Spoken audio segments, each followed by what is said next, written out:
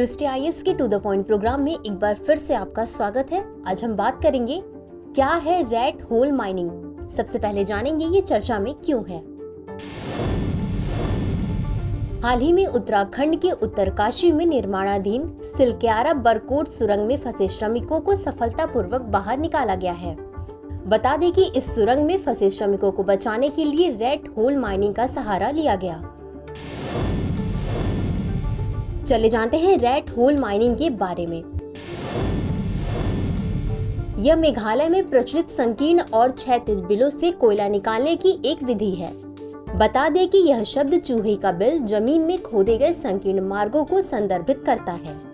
आमतौर पर यह बिल एक व्यक्ति के उतरने और कोयला निकालने के लिए पर्याप्त होता है। इसमें एक बार गड्ढे खोदने के बाद श्रमिक कोयले की परतों तक पहुंचने के लिए रस्सियों या बांस की सीढ़ियों का उपयोग करते हैं। फिर कोयले की गैंती, फावड़े और टोकरियों जैसे आदिम उपकरणों का उपयोग करके मैनुअल रूप से निकाला जाता है। चले जानते हैं रैट होल माइनिंग के प्रकार। रैट होल माइनिंग मोटे तौर पर दो प्रकार की होती है। साइड कटिंग विधि।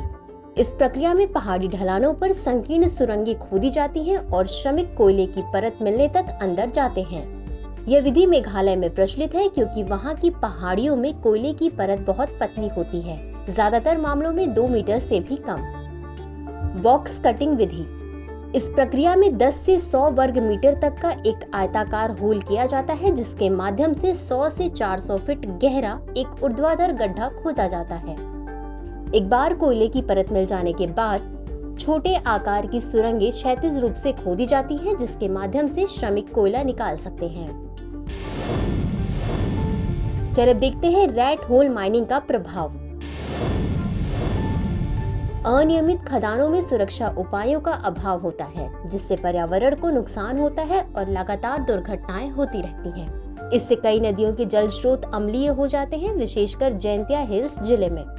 पानी में सल्फेट्स, लौह और विषाक्त भारी धातुएं, कम घुलनशील ऑक्सीजन और उच्च जैविक ऑक्सीजन मांग की उच्च सांद्रता भी होती है, जो इसकी खराब गुणवत्ता को प्रदर्शित करती है।